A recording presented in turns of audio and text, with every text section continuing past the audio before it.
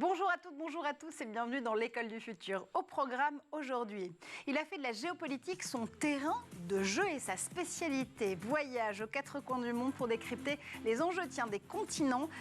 Séquence influenceur, ce sera à suivre avec Mister Geopolitics. Il a une idée derrière la tech, c'est Gaël Musquet. Et Gaël, aujourd'hui avec toi, on va finalement dérouler la fable du mammouth contre l'oiseau bleu, puisque le réseau social Mastodon pourrait faire de l'ombre à un certain Twitter depuis son rachat par Elon Musk. Tout à fait. Comme depuis 2016, date de sa naissance, Mastodon, c'est un peu ça. C'est le mammouth qui grossit à chaque éternuement de Twitter. On y reviendra tout à l'heure dans ma chronique. Absolument. Notre question du jour, plus de 50 milliards d'objets connectés sont en circulation dans le monde aujourd'hui. De l'électronique grand public jusqu'à l'e-santé ou en passant même par l'éducation. Ils font partie de notre quotidien. L'Internet des objets qui met l'imagination au pouvoir. Nous, on va mettre la théorie en pratique aujourd'hui avec nos invités. Avec nous en plateau, le pape de l'IoT. J'ose le terme, Rafi. Vous êtes serial inventeur et entrepreneur, Rafi El-Hadjian, fondateur de Juice. Si je ne dis pas de bêtises, c'est votre 23e entreprise. Cofondateur, absolument. Juice, c'est votre 23e entreprise à ce jour, si mes comptes sont bons. De l'innovation pur jus qui promet l'expérience ultime en matière de réalité augmentée sonore. Bonjour à vous. Bonjour. Et puis en duplex avec nous également Julien Lenné. Julien, vous êtes professeur de technologie du collège jusqu'aux écoles d'ingénieurs et vous avez écrit l'ouvrage que vous auriez adoré trouver avant, justement en bibliothèque, Mon premier objet connecté. C'est aux éditions Erol. On en parle avec vous dans un instant. Bonjour. Bonjour. Mais d'abord, focus. La curiosité est une arme d'éducation massive. Le youtubeur Gilda Leprince le prouve avec sa chaîne Mister Geopolitics. Près de 200 000 fans qui suivent ses vidéos pour mieux comprendre les enjeux de la géopolitique. Évidemment, voyage tout de suite au bout du monde avec Xavier Terrade. Salut les aventuriers! Salut les aventuriers! Les aventuriers de Mister Geopolitics sont près de 200 000 à suivre Gilda Leprince sur sa chaîne YouTube. Une chaîne lancée en 2016 dans laquelle il nous fait voyager aux quatre coins du monde et permet de mieux comprendre les enjeux géopolitiques. L'Arctique, la Palestine et la Guyane, entre autres, n'ont plus aucun secret pour lui. Son voyage sur le Charles de Gaulle a aussi marqué les esprits. Le porte-avions Charles de Gaulle peut parcourir 1000 km en 24 heures. J'ai pu passer 6 jours à bord. En 2019, Mister Geopolitics faisait le point sur sa chaîne YouTube qui ne cessait alors de gravir les échelons. En 3 ans et demi, la chaîne est passée de ça, approfondir mes connaissances sur ces sujets-là, au volume total d'hydrocarbures déversés dans la nature, la moyenne des océans est de 3800 mètres, à ça. le Japon, l'Inde. C'est parce que ça permet d'envoyer dans les... Les productions se sont professionnalisées et sacrément alourdies. Puisque j'ai relativement peu de moyens, je suis contraint de tout faire tout seul. Gilda Leprince appelait alors ses abonnés YouTube à le soutenir financièrement, dévoilant les coulisses de ses vidéos. Il m'a fallu 42 jours pour réaliser 2 épisodes au Svalbard. 4 jours de travail de recherche et de lecture, 4 jours d'écriture, 10 jours de tournage où l'on s'est rendu sur place, une fois de retour, 22 jours de montage, de réalisation des cartes et de post-production, 2 demi-journées de tournage d'interviews d'experts qui ont eu lieu à Paris, et 2 demi-journées d'enregistrement de la voix off. Avec autant de travail, cela permet à Mister Geopolitics de proposer une nouvelle vision du monde. Salut tout le monde, ici Mister Geopolitics. L'objectif de cette vidéo, c'est de mieux comprendre l'insécurité au Sahel et de mieux connaître les membres qui composent les organisations djihadistes de la région. Le youtubeur cartonne aussi sur TikTok où il a plus de 118 000 abonnés. Le succès de Mister Geopolitics s'est aussi décliné en librairie. Un jeu de société a même été commercialisé. Et tout de suite, on met les mains dans le cambouis des objets connectés, l'Internet des objets et ses 50 milliards de devices. On en parle avec nos invités.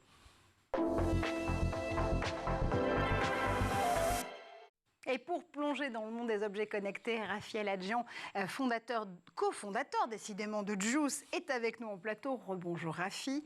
On est également en duplex avec Julien Lenné, professeur de technologie. Vous enseignez du collège jusqu'aux écoles d'ingénieurs et vous êtes l'auteur de cet ouvrage, Mon premier objet connecté, aux éditions Erol. Gaël Musquet, évidemment, est avec nous parce que vous allez le voir, les objets connectés, c'est un terrain de jeu absolument infini pour les hackers comme Gaël.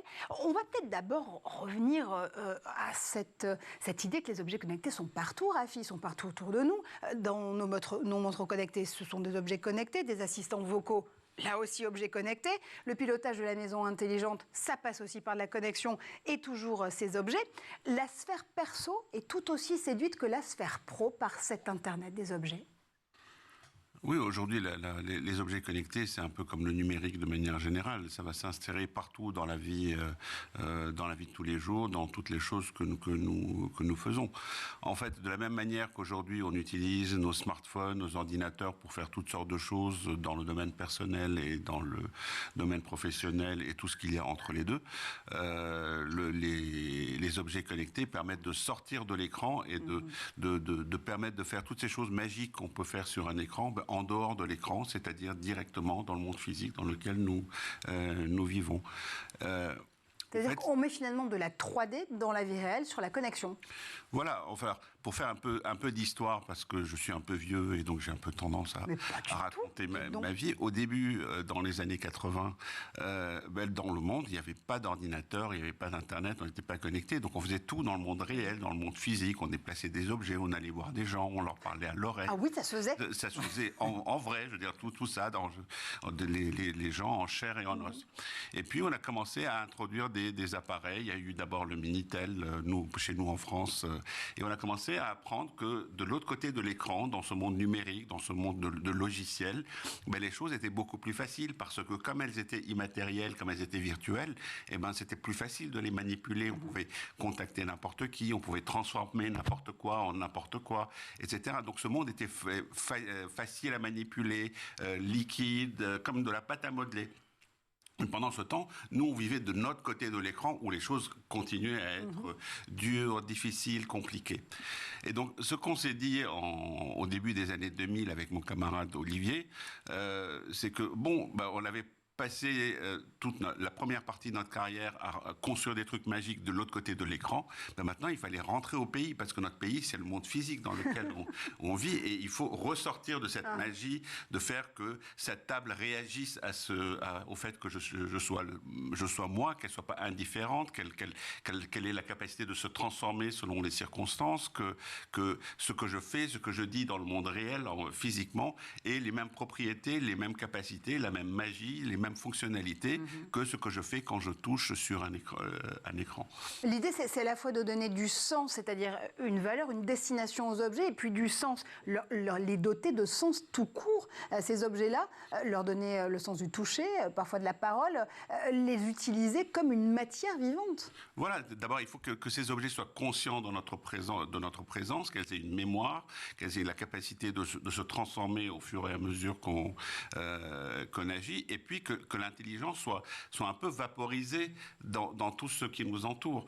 Aujourd'hui, sur nos écrans, sur nos smartphones, c'est un peu comme quand on allait au puits, il n'y avait qu'un seul endroit où on avait l'information. Avant, quand on voulait chercher de l'eau dans un village, il n'y avait qu'un seul endroit où il y avait une source d'eau. On était obligé d'aller le chercher. Sur nos écrans, c'est pareil. Il n'y a qu'un seul endroit.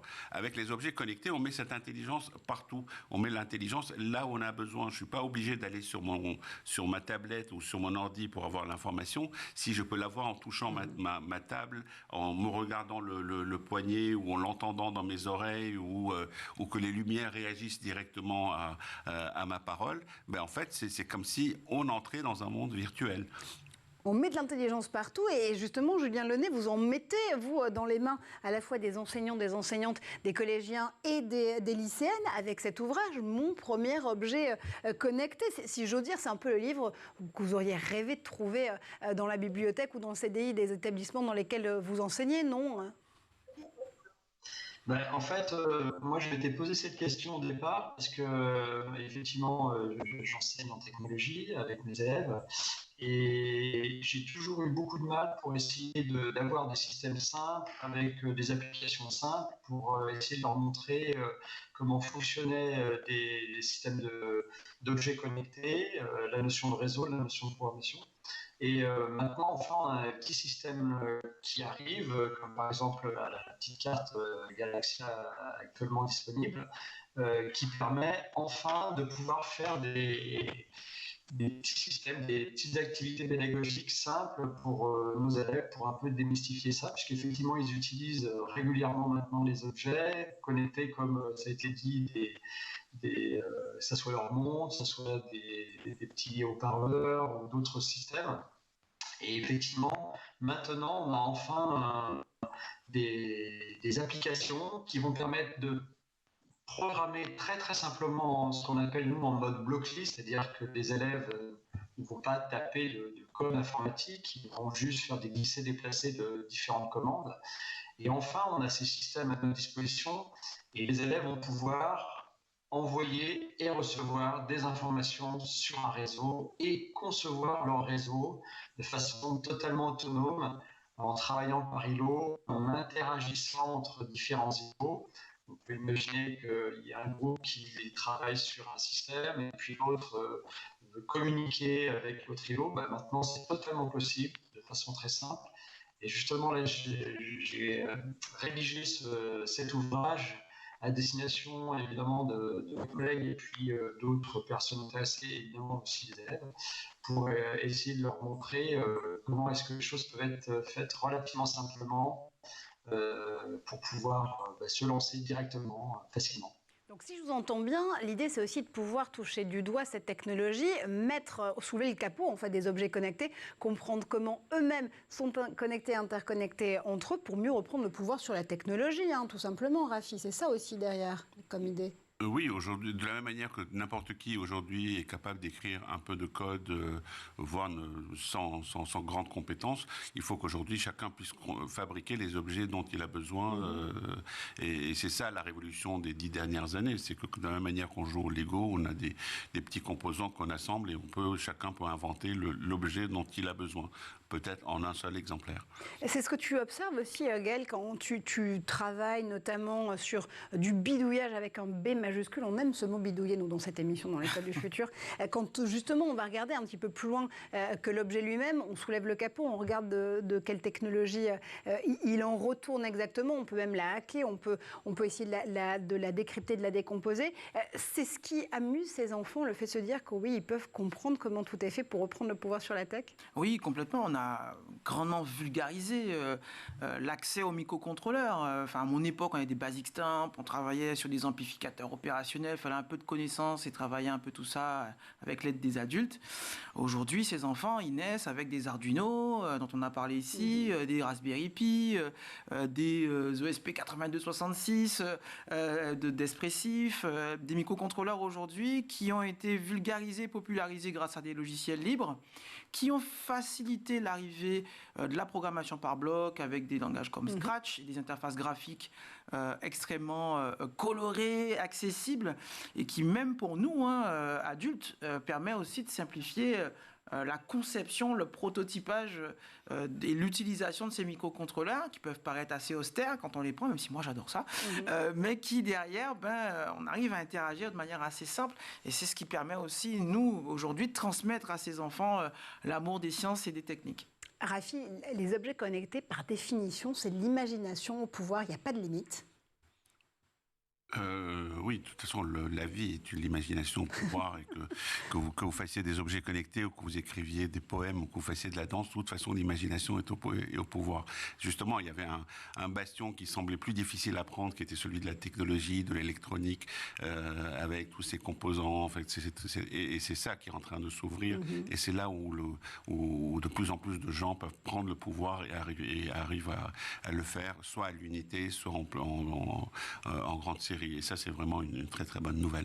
C'est aussi de démocratiser finalement la façon dont on va pouvoir, là aussi, imaginer ces objets en interconnexion, leur donner vie, comme on le disait tout à l'heure. Je rappelle qu'aujourd'hui, selon Business France notamment, il y aurait 50 à 80 milliards d'objets connectés en circulation dans le monde, rien qu'en 2022. Il y a un petit delta de 30 milliards d'objets, c'est pas rien, ceci dit comme ça, parce que ça dépend quand on prend en compte à la fois les aspects personnels de ces objets connectés ou leur impact également professionnel.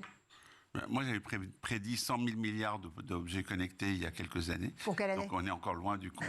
Il y a encore du chemin à faire. Mais a priori, n'importe quel t-shirt, n'importe quel bic, n'importe quel stylo peut devenir un objet connecté. Et puis, il y a des tas de manières de connecter un objet. C'est pas forcément un appareil avec des composants qui consomment de la batterie. Un objet avec un QR code est un objet connecté. C'est la façon la plus simple de connecter quelque chose aujourd'hui, c'est de lui mettre un QR code, c'est-à-dire que cet objet a une identité, il peut émettre d'une certaine manière cette identité jusqu'à l'appareil, jusqu'au robot dans lequel on a non seulement des circuits imprimés, etc., mais aussi des moteurs, mais aussi plein de capteurs, etc.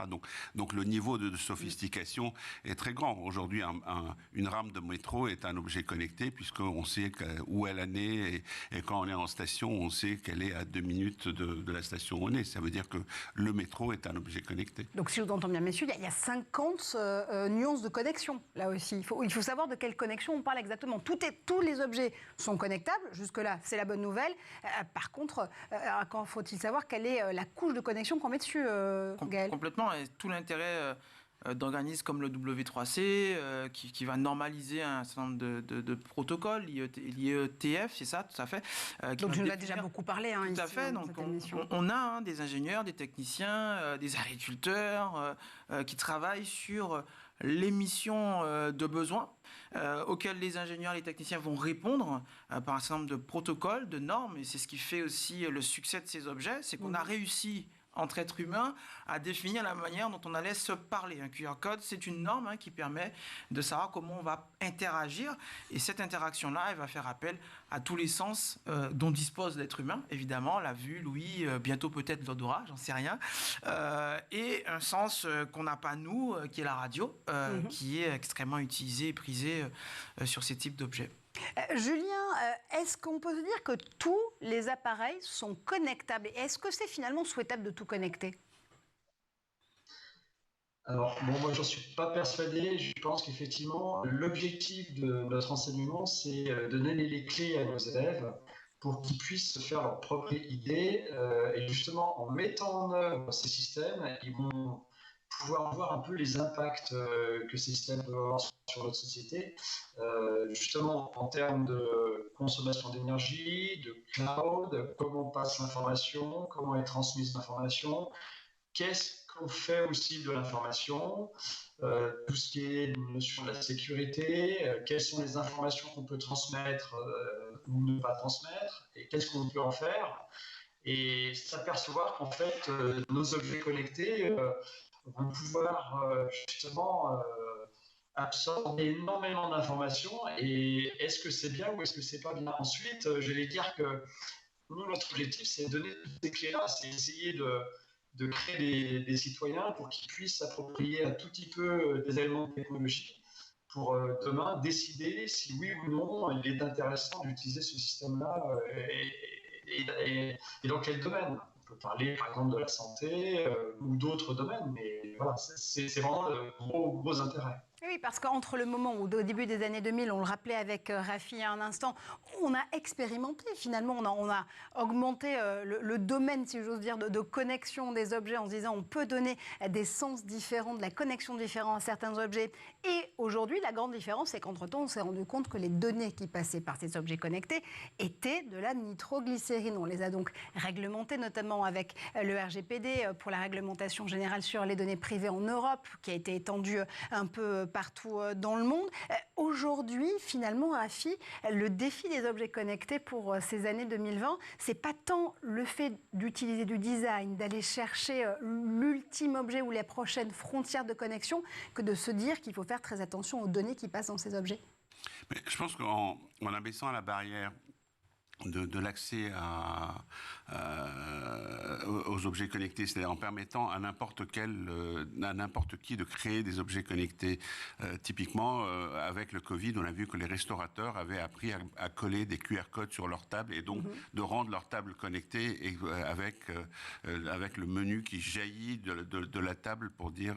donc ça coûte 3 fois rien, n'importe qui peut le faire, ça coûte 0 € au niveau de compétences nulles.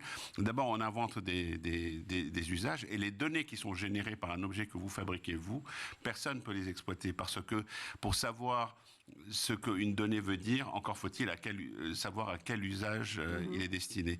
Quand nous, on fabriquait des thermomètres il y a quelques années avec mon entreprise Mother, bon, les gens pouvaient placer ces thermomètres partout. Bon, évidemment, on avait tous ces données qui arrivaient et qui disaient il fait 23 degrés et 22 degrés, etc. Mais on ne savait pas où il faisait 23 degrés où. On n'avait pas d'informations sur le contexte. Donc la donnée telle qu'elle, tant qu'on n'a pas de contexte, on n'a pas d'informations, elle veut juste rien dire. Ouais, la donnée brute reste une donnée. Bruit. Donc le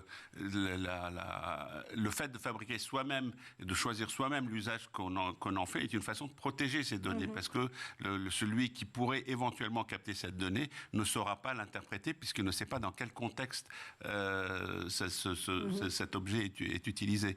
On avait un capteur qui mesurait les mouvements. On pouvait le coller sur sa porte pour savoir si la porte était ouverte, on pouvait le coller sur sa boîte aux lettres pour savoir si le postier avait mis du courrier, enfin c'était l'époque où les postiers mettaient du courrier dans des boîtes aux lettres, mais on pouvait aussi le coller sur la gamelle du chat pour savoir si le chat avait mangé. Donc pour n'importe qui capterait ces données, il saurait que quelque chose a bougé, mais il ne saurait pas dire si c'est un chat qui a mangé, un postier qui est passé, une porte qui s'est ouverte, ou si c'est le vent qui fait bouger les arbres. Donc vous ne pouvez rien faire de ces données-là. Sans avoir le contexte. C'est celui qui a créé l'objet qui a décidé de son usage. Je renvoie très rapidement la question, ou la balle, si j'ose dire, au hacker parmi nous aujourd'hui, c'est Gaël Musc, évidemment. Gaël, plus on est connecté, plus on est piratable. Ça, c'est la règle de base qu'on a appris ici dans l'école du futur en matière de cybersécurité. Ça veut dire que nos 80 milliards d'objets connectés, voire même nos 110 milliards à venir avec les prévisions de Rafi, nous permettent d'être hackables à n'importe quel moment, piratables à n'importe quel moment. Ça permet en tout cas d'étendre la surface d'attaque et à minima de faire ce qu'on appelle de l'OSINT, du renseignement en source ouverte. On a des moteurs de recherche même qui sont destinés à ça, comme Shodan par exemple, qui va un peu profiter de toutes ces opportunités d'objets malheureusement qui n'ont pas été sécurisés, dont les mots de passe par défaut n'ont pas été changés, qui n'ont pas été mis à jour, qui n'ont pas été sécurisés par des pare-feux. Et en fait, on va avoir une couche en fait d'informations qui va permettre après de recontextualiser. Et c'est là où le danger arrive, c'est que les attaques, elles ne viennent pas forcément cibler une personne en particulier. Ce sont des scans qui sont faits par des machines entre elles-mêmes et qui vont parfois malheureusement permettre à des groupes criminels de cibler une personne, de cibler un hôpital, de cibler un bâtiment pour pouvoir mener une attaque plus large et beaucoup plus dangereuse pour la personne, ou en tout cas l'objet qu'on veut cibler. L'avenir de l'Internet of Things, l'Internet des objets, on continue à en parler avec nos invités dans un instant, mais d'abord on fait un tour du côté de la planète tech. Et c'est le Zap tout de suite d'Edouard Degnaud.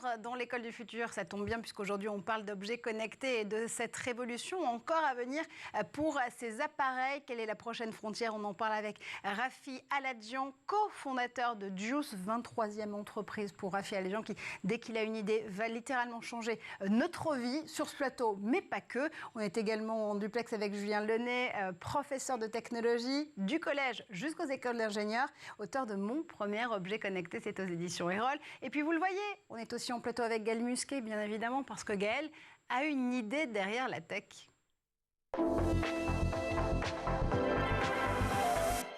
Et une idée aujourd'hui qui s'inspire de l'actualité parce que vous le savez, Twitter, racheté par Elon Musk, met littéralement la sphère des médias sociaux en ébullition. Et si son concurrent était finalement un mammouth, c'est Mastodon, le réseau social, la plateforme qui pourrait faire de l'ombre à Elon Musk et à Twitter. Tout à fait, il revient en force, ce réseau social qui est né quand même en 2005, Mastodon, qui littéralement prend de nombreux utilisateurs, se voit rejoindre par de nombreuses personnes à chaque phrase d'Elon Musk. C'est vraiment le réseau social au mammouth qui est extrêmement prisé en ce moment par tous les transfuges de Twitter, ceux qui sont à la recherche un peu de liberté, de calme aussi, d'indépendance et qui souhaitent voir leur vie privée respectée et un peu échapper aussi à la publicité qui est quand même la règle sur les grands réseaux sociaux. Et effectivement, depuis 2016, à l'âge de 24 ans, Eugène Rochko a créé ce réseau social Mastodon qui est basé sur un protocole libre et ouvert, un protocole de réseau social qui s'appelle ActivityPub, qui est lui-même basé sur un format qui s'appelle Activity Streams. Et ce format a été adopté par le W3C, donc l'instance qui valide un peu les standards du web. Et il permet de partager des poètes, c'est comme ça qu'on dit en français, des tweets en anglais.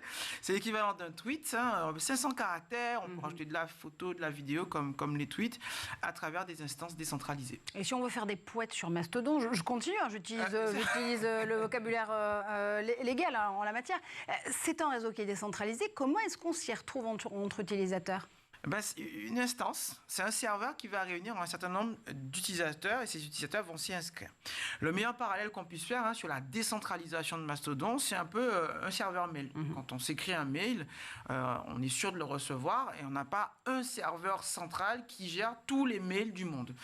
Et l'utilisateur qui va s'inscrire en fait sur Mastodon, il va avoir un alias qui va être @utilisateur le nom de l'instance, et toutes ces instances sont fédérées entre elles, et donc un message en anglais ou un poète envoyé à un utilisateur sur une instance va être relayé comme le ferait un serveur mail. Et c'est ce qui permet en fait à tous les followers ou à la personne qui reçoit le message de pouvoir communiquer entre elles. Et contrairement donc à Twitter qui centralise quand même plusieurs centaines de millions d'utilisateurs. Twitter, fin août 2022, c'est quand même 237 millions d'utilisateurs actifs par jour. On va voir qui va rester si ça devient payant. On verra. Mastodon, lui, s'appuie sur 2500 instances qui permettent à 3 millions d'utilisateurs de communiquer entre eux. Donc, on a encore un peu de marge. Mais ces derniers jours, les instances ont vu leur audience et le nombre d'utilisateurs grimper en flèche. On a plusieurs dizaines de milliers de nouveaux utilisateurs de Mastodon chaque jour, et des grandes entreprises, des grands médias, le journal Le Monde, Libération, ont rejoint Mastodon, et des institutions publiques, des ministères et des institutions européennes aujourd'hui rejoignent ce nouveau réseau social. C'est donc la plateforme qui prend la fronde face à Twitter. On fait quand même des reproches à Mastodon, où on se dit que c'est un espace de liberté absolument incroyable et sur lequel on peut investir les prochaines années de sociabilisation du web. Quand on a été dopé, littéralement biberonné par des algorithmes qui vont faire en sorte de capter l'attention, pouvoir générer automatiquement des interactions, comme on l'a sur Twitter, on peut être un peu désarçonné, c'est vrai, par le fil de poète au fur et à mesure d'ailleurs qu'on a un nombre de followers ou qu'on va suivre un nombre plus important de personnes. L'utilisateur, elle peut en pâtir, et d'ailleurs les problèmes aujourd'hui qu'on a sont ceux de la montée en puissance de Mastodon, puisque les instances qui ont été créées par des administrateurs n'ont pas forcément été faites pour accueillir des centaines de milliers de personnes, donc ça peut entraîner quelques frustrations parce qu'il y a quelques ralentissements. Il ne faut pas oublier, et là c'est valable pour tous les réseaux sociaux et pas que Mastodon, que les instances sont modérées par des administrateurs. Ces administrateurs peuvent donc censurer et bloquer des utilisateurs sur leur instance. Ça, c'est arrivé, ça a généré d'ailleurs quelques débats sur la liberté d'expression. On a aussi un risque que ces plateformes, ces instances permettent d'espionner certains utilisateurs, puisque l'administrateur de l'instance a accès aux messages privés potentiellement et aux mots de passe. Donc on reste vigilant sur l'utilisation des mots de passe. Mais ça, c'est valable pour tous les services. Et c'est une règle d'hygiène numérique et n'est pas valable uniquement pour Mastodon. Et donc une fois qu'on a pris évidemment ces précautions, qu'on a sécurisé aussi ces communications et qu'on n'utilise pas forcément ces instances pour des communications privées, intimes ou sensibles d'un point de vue professionnel, on peut profiter, je vous l'avoue, de la paix relative qui règne, en tout cas pour l'instant, sur ce nouveau réseau social. Et on peut éviter aussi des quelques vagues de trolls qui peuvent sévir par ailleurs sur d'autres plateformes. Bon, alors essayons d'éviter les clashs et allons sur Mastodon. Rafi, je crois que vous avez été un des premiers utilisateurs de Twitter, si je ne m'abuse. Est-ce que vous êtes prêt à troquer vos tweets pour des poètes ? J'ai déjà troqué mes tweets depuis longtemps. Bon, après, il faut dire ce qui est. Mastodon, c'est pas tout le confort moderne, ça fonctionne pas aussi bien que Twitter ou d'autres réseaux sociaux. L'autre jour, il y avait quelqu'un qui écrivait que Mastodon, c'était comme Twitter, mais géré par l'URSSAF du Limousin. On embrasse l'URSSAF du Limousin, au passage. C'est un peu mal foutu, etc. Mais bon, j'étais là au début de l'Internet, ça marchait pas très bien non plus, donc on peut espérer que ça va continuer à mieux marcher. En tout cas, c'est dans l'air du temps d'avoir des choses qui sont de moins en moins décentralisées, avec tous les risques que cela pose, tout ce qu'on raconte sur le Web 3, bon, qui est très lié à la blockchain, etc., mais qui dans l'esprit philosophiquement est plus une espèce de répartition, une décentralisation, une distribution. Mastodon n'est pas du Web 3 techniquement, mais quand même part de cette même esprit qu'on peut avoir des choses qui sont distribuées. Décentralisées pour mieux régner. Et d'ailleurs qui remonte à l'origine même de l'Internet, parce que les premiers protocoles de l'Internet, bon, il nous reste le mail qui est toujours décentralisé, mais à l'origine, il y avait un truc qui s'appelait les newsgroups, et qui étaient les forums distribués où on pouvait échanger des forums, et qui fonctionnaient exactement comme Mastodon fonctionne. Donc je suis assez content, en tant que vieux con de l'Internet, de voir qu'on revient aux vieilles valeurs. Mais loin de nous l'idée de le penser, Rafi, au contraire même, et ça nous permet aussi de faire un cours ensemble justement de protocoles Internet, et aussi de comprendre comment est-ce que toutes ces étapes successives sont finalement en train de nous ramener aux origines même de la conception des technologies. Finalement, la mode n'est qu'un éternel recommencement, même en matière de technologie. On continue à parler, tiens d'ailleurs, de nos objets connectés avec Mon premier objet connecté. C'est l'ouvrage de Julien Launay aux éditions Erol, avec vous, Rafi, évidemment, en plateau. On va essayer de comprendre quelle est la prochaine frontière justement de cette connexion. Quel est le futur de l'IoT? On en parle tout de suite. Oui, parce que vous le rappelez, Rafi El-Hadjian, évidemment, ça fait un bout de temps que l'Internet, les technologies sont votre terrain de jeu. On parlait tout à l'heure justement des premières étapes que vous avez vues défiler, le Minitel, puis vous avez aussi monté un des premiers opérateurs Internet en France. Et puis les objets connectés ont commencé à vous intéresser pour qu'on puisse là aussi illustrer, incarner finalement toutes les potentialités de la connexion en un objet et un seul. On se souvient des lapins de Nabasta qui étaient justement ces lapins connectés. Je crois que c'est parti d'une idée, d'une blague en fait. Vous voulez faire un pied de nez justement à la connexion, à la technologie avec ces petits lapins. L'idée au départ avec mon camarade Olivier, c'était de dire il faut que tous les objets soient connectés à Internet, il n'y a pas de raison, c'était ça notre grande ambition. Sauf que connecter tous les objets, c'est beaucoup. Et il fallait bien commencer quelque part. Et pendant qu'on discutait avec Olivier, Il y avait un lapin sur mon bureau, un petit lapin enjoué, un lapin mécanique, et j'ai dit à Olivier, bon, on n'a qu'à prendre ce lapin, on lui fourre du Wi-Fi dedans, et bing, on a un lapin communicant. Et on a trouvé ça très drôle, et on a trouvé ça parfaitement absurde. Et on aimait bien cette idée de faire la démonstration qui disait, si on peut même connecter des lapins, donc on peut connecter absolument tout le reste.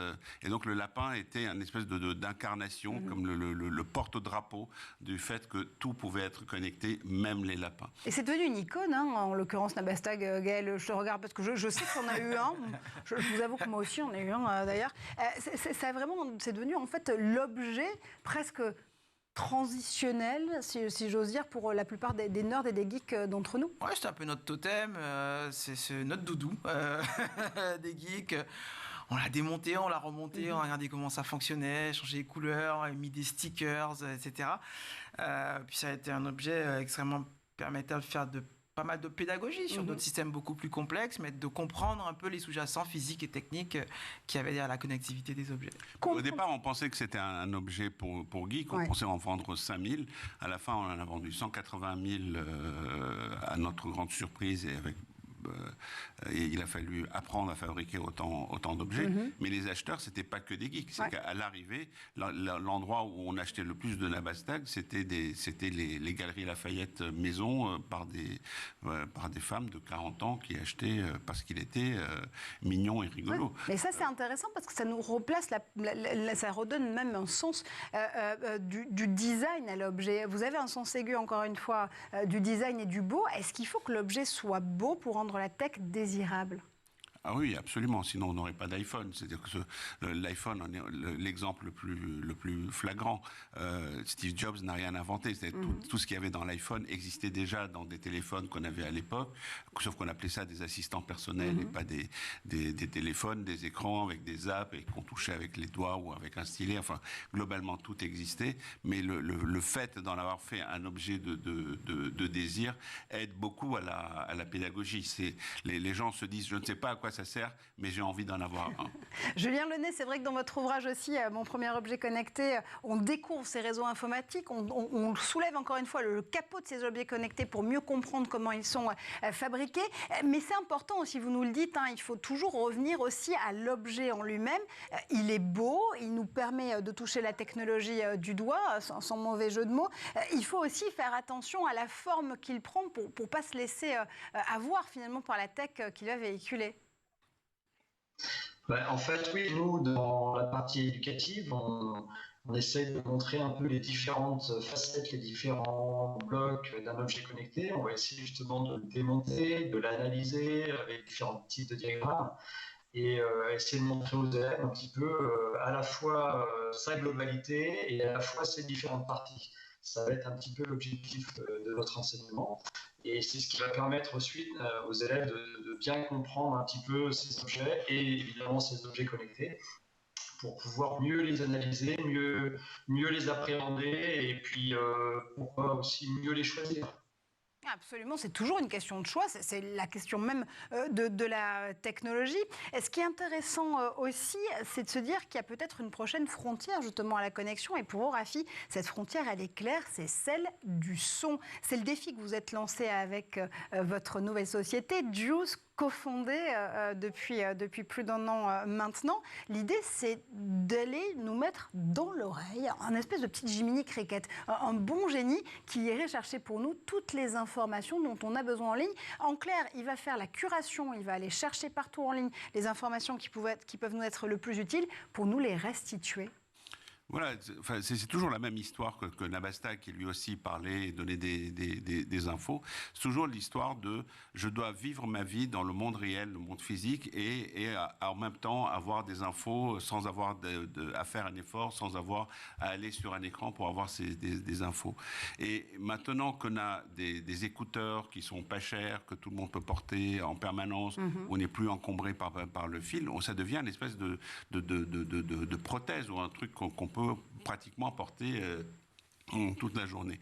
Et donc, on s'est dit, tout est réuni pour pouvoir faire un Jiminy Cricket, comme vous disiez. C'est un petit personnage bienveillant que j'ai sur moi, qui, à tout moment de la journée, peut me dire ce dont j'ai besoin, c'est-à-dire, tu es arrivé, tourne à gauche ici, ou me donner des infos sur les gens que je viens de rencontrer, et toutes sortes d'infos dont j'ai besoin sur le coup, mais aussi des choses qui sont intéressantes, ou des choses qui me font plaisir, ou même, y compris se taire, parce qu'il ne faut pas qu'il parle tout le temps non plus. Donc, une espèce de compagnon, de petit génie que j'ai sur moi et qui rajoute de l'intelligence, de l'information sur tout ce que je suis en train de faire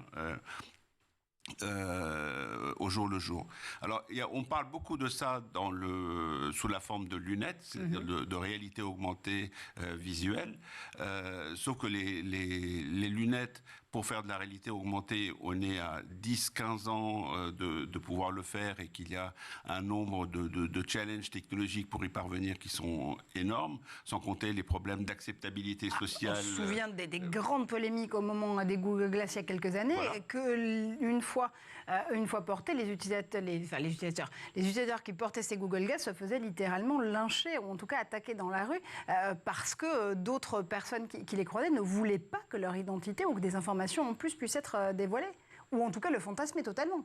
Oui, en tout cas, il le fantasmait, parce que le truc, en gros, il fonctionnait 30 minutes avant de s'éteindre et il ne permettait pas grand-chose. Mais en tout cas, pour ces nouvelles technologies, il y a une question d'acceptabilité sociale, de challenge technologique, et donc on n'y est pas du tout à cette histoire de lunettes. Alors que dans le même temps, il y a dans la nature 2 milliards d'écouteurs en tout genre, à tous les prix. Il n'y a qu'à regarder les gens autour de soi dans le métro, il y en a au moins 1 sur 2 qui a quelque chose sur les oreilles. Ça pose un problème à personne, c'est une banalité totale, que vous soyez livreur chez Deliveroo ou trader, vous en avez entre 19 € et 399 €. Donc, techniquement, on peut aujourd'hui vous souffler des trucs à l'oreille à tout moment. Quand vous êtes présentateur à la télé, vous avez une oreillette, on vous souffle des trucs à l'oreille. Heureusement que j'en ai une d'ailleurs. Quand vous êtes agent secret, vous avez un truc dans l'oreille où on dit méfiez-vous du type avec le sac à dos marron. C'est à peu près ça, sauf qu'on vous dit des choses utiles, agréables, sympas et chouettes dans l'oreille. Juice, c'est ça. Et Juice, c'est donc votre 23e entreprise, je le disais tout à l'heure. Si je vous lançais un défi pour la 24e entreprise à venir, et que je vous proposais de hacker, ou en tout cas d'imaginer le futur de l'éducation avec de l'IoT dedans, ce serait quoi, Rafi ? Je peux vous dire le futur de l'éducation avec Juice, parce que pour moi, Juice est l'avenir de l'IoT. L'IoT consistait à transformer objet par objet, alors qu'avec Juice ou avec la réalité augmentée de manière générale, on se dit que plutôt que d'aller transformer chaque objet à la fois, on pourrait peut-être avoir un objet qui pourrait agir ou interagir avec tout objet physique ou tout contexte physique dans lequel on est. Donc, Juice pour l'éducation, ça permet de savoir le truc plutôt que d'aller à l'école pendant une certaine période de sa vie, emmagasiner des connaissances et de se les mettre dans sa bosse comme un chameau qui va traverser le désert, met de l'eau dans sa bosse, et ensuite vivre sa vie sur cet acquis, etc. Juice, ça permet de recevoir la bonne info, celle dont on a besoin, celle qui est la plus fraîche et la plus utile au moment dont on a besoin. Donc c'est une espèce de pédagogie permanente, d'une information permanente, et non pas une espèce de moment circonscrit de la vie où on se met en retrait, on part en retraite, on va à l'école, etc. Et on fait le plein d'informations, et après on repart dans la vie pour pouvoir les utiliser. Il y a de plus en plus d'informations, il y a de plus en plus de savoir, et on ne peut plus le consommer pendant des périodes circonscrites. Il faut pouvoir avoir cette info en continu. On continue en permanence. La réalité augmentée sonore, qui est donc le futur de l'éducation et de la IoT pour Rafi Aladjian. Julien Lenné, pour vous, la technologie IoT qui va peut-être permettre à l'éducation et à l'EdTech de pouvoir progresser et avancer, ce serait laquelle ? Alors, moi, très franchement, pour l'instant, je suis encore un petit peu ancienne école, et les élèves prennent encore beaucoup le stylo, je vous rassure encore, parce que je pense que conceptualiser des choses, comprendre, interagir, échanger, l'outil encore j'allais dire papier-crayon, me semble vraiment totalement indispensable. Maintenant, effectivement, les élèves sont totalement entourés de tout un tas d'objets, et ça, on est obligé de le prendre en compte. En fait, on est une matière qui vit en permanence, qui s'adapte en permanence au monde dans lequel on vit. C'est ça un petit peu l'objectif, c'est vraiment essayer de leur faire comprendre et de manipuler ça. Maintenant, pour revenir sur les objets connectés, franchement, pour l'instant, au niveau de l'éducation, nous, on utilise des choses assez simples, de tablettes. On utilise aussi la réalité augmentée un petit peu pour montrer son utilisation. Mais voilà, c'est essayer d'utiliser aussi des vrais systèmes de l'environnement des élèves de demain pour qu'ils puissent mieux vivre avec, comprendre, choisir, interagir, devenir un vrai citoyen. C'est ça vraiment l'objectif. Absolument, mettre la technologie à bon escient, utiliser le bon curseur justement pour pouvoir faire progresser l'éducation avec l'IoT. Merci infiniment Julien Launay d'avoir fait un tour par le plateau en duplex interposé de l'école du futur, mon premier objet connecté. On retrouve votre ouvrage pour les collèges, pour le lycée, les enseignants, les enseignantes aux éditions Erol. Raphaël Adjan, on vous suit bientôt dans nos oreilles justement avec Juice, ce Jiminy Cricket et vous murmurez justement à l'oreille de vos utilisateurs et de vos utilisatrices. Merci de nous avoir justement donné ce cours d'IoT, Internet of Things. Merci comme toujours à Gaël Musquet pour ses interventions. On se retrouve dès demain avec nous justement dans l'école du futur.